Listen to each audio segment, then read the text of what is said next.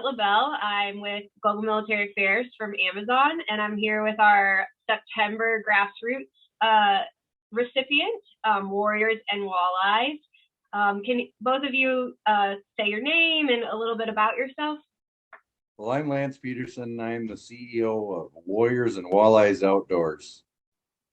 Tammy Peterson. I am the Secretary Treasurer for Warriors and Walleyes Outdoors. Wonderful. So can you give me just a brief description of what Warriors and Walleyes is, and then a little bit of background on how it started? Warriors and Walleyes is a 501c3 nonprofit organization, and we specialize in taking our veterans on a once-in-a-lifetime fishing opportunity on Lake of the Woods in northern Minnesota. That's wonderful. And so where did this idea come from, or where did it start?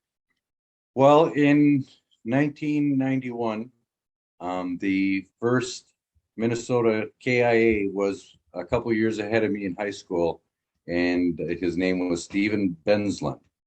And he got killed in the Gulf War in 1991.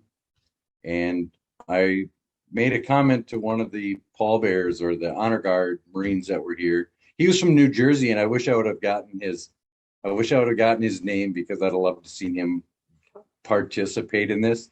Mm-hmm. But before they left, I said to him, someday I'm going to do something special for you veterans. And 25 years later, I was sitting at Lake of the Woods with heartburn, and I couldn't sleep. So I went down by the water, sat there on a rock, and I was looking at the stars shining in the water. And I was wondering how many veterans were looking at those same stars I was. So I came back to the camper and I said to my wife, I said, I got this great idea. She says, can it wait till morning? And I says, no. I said, we want to take some veterans up here. We can take some. And she said, let's talk about it in the morning. Well, then the following year, we started with 2 veterans, ended up to be 20. And then the second year was 30, then 40, then 50. And now we're at 60 to 65 veterans that come each year. Wow, that is amazing. So as part of this retreat, is that you refer to it as a retreat, right? When they're coming up, how does this help mental health for these veterans, or how does this support of community? How have you seen it transform and be something that's for their mental health? Well, when we first started doing it, it was just taking some people out fishing, and then mm-hmm. when the local communities and people from all over the whole state has found out that what we are now, and now everybody wants to help us in some way, shape, or form, whether it be helping us with funds, helping us with manpower, helping us with being a boat driver, captain, guide, to come. I mean, these guys come from 5 states. They pull their really nice boats with all their equipment. They donate their time. They donate their knowledge, rods, really everything. These guys just sit in the boat and catch fish after fish after fish, and it just grew into something that I had no expectation that this would ever get to where it's at. I don't think anybody did. I mean, I think one of the great things, the first year we did it, after we got back, he got a call from one of the veterans that we had up there that we took out fishing. Right after I think he called Lance, he called me, just wanting to thank us for taking him on this little weekend getaway. His comment was, in 46 years, he never really felt good about himself. This is the first time he went to work Monday morning feeling good about what he's done. Which to us, we're both like, we did this to thank you as a veteran for your service and what you did, not expecting anyone to really have changed. I mean, we've had another gentleman local that went and really didn't talk about his time in the service at all. When he got home, we gave him his medals up there, had the colonel, local branch colonel, come and present him his medals, which really got his grandkids starting to ask him questions about his time in the service. And I think that's really the first he started opening up even to his wife and sharing things that had happened. So it's just amazing we don't pry if people want to share, but hopefully it helps them connect with somebody else that they feel comfortable talking about, and just having a new friend. You know, the Vietnam era, those guys got treated terribly. And to see them talking to each other, sitting under the tent, you know, it's about fishing, but yet you can see them when they're exchanging phone numbers. They got a lifelong friend that understands them. They don't feel judged. You know, I can see it. They're open. They're themselves, and it's a lot of fun. Is this most of the participants? Is this their first time ever fishing, or is it a mix? Yeah, It's a mix. It's a mix. I mean, most of them they fish, but not to this extent. Mhm. Okay.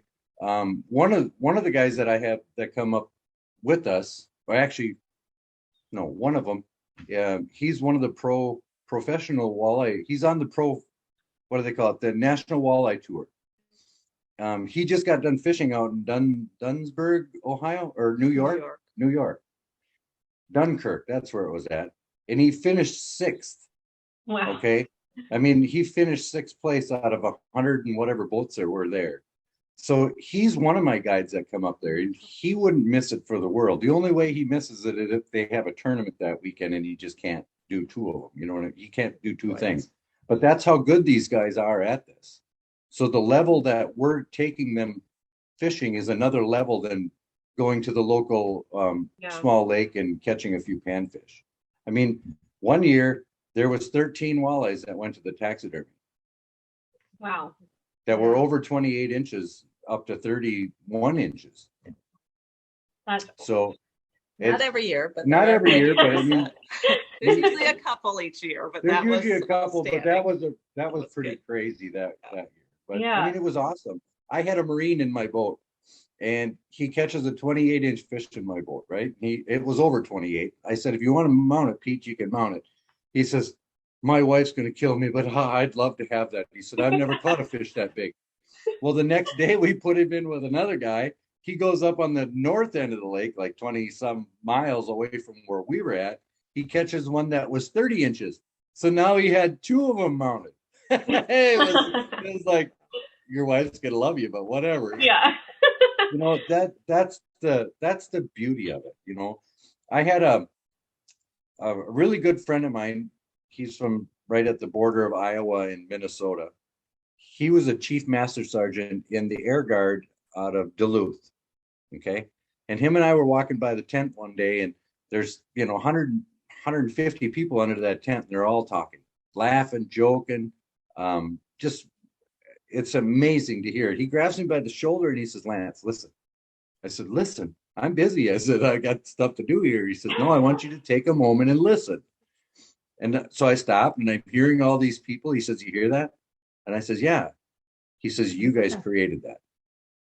Amazing. So love that. That is pretty cool. Yeah. That's really cool. In fact, that's the same night that he gave me a handshake and he dropped his challenge coin in my hand. And I had never seen challenge coin. Didn't even know what one was. So that was pretty darn cool. So what has it meant to your community, and how have they become involved in what you're doing, or tried to give back to veterans through your organization? Well, my dad is the Legion commander here in our little town of Woodlake, which is 400 people. Wow. All of those guys are in their 80s. You know, all the Legion members are in their 80s.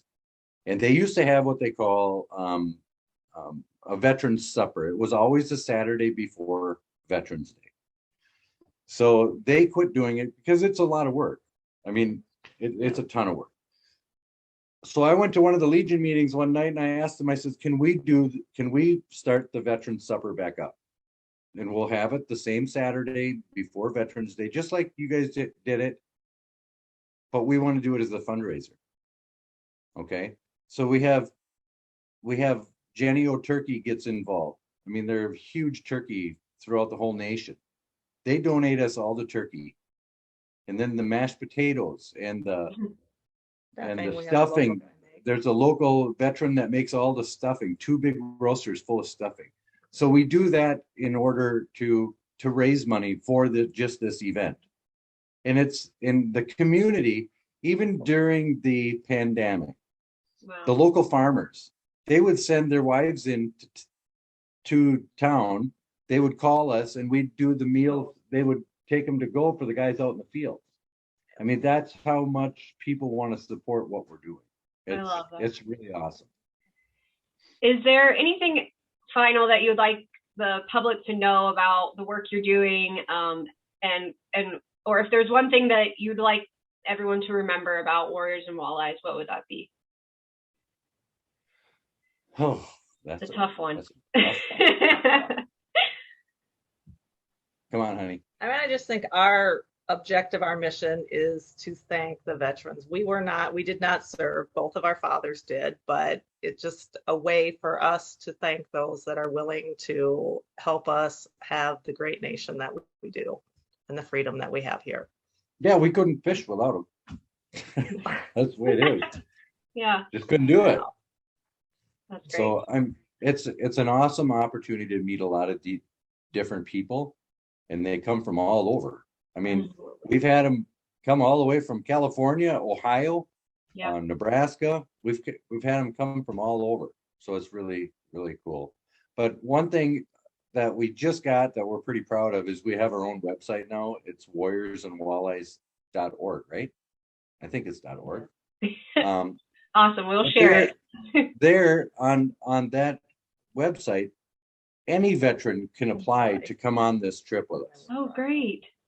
And we sit in January, then we pull the name out of the bucket, we pull them out of there, and then we give them an email and invite them to come on the trip. And that's how it used to go, by word of mouth. This veteran would talk to this veteran, but now there's so many of them that, if we can take 30, because you get to go 2 years. If we can take 30, we pull 30 names out of the hat. Because the other 30 will come back from the previous year. So that's great. I really hope we can connect some veterans to what you guys are doing. I think it doesn't say enough that you're building a true tight-knit community within your organization that is really necessary for so many veterans. So thank you so much for what you're doing and giving back. You know what would be really cool? Someday, if I could get a phone call from that Marine that was from New Jersey saying, "Do you remember me?" Yeah, that would be so cool. Hopefully, this gets all over. Yeah, maybe he'll see this.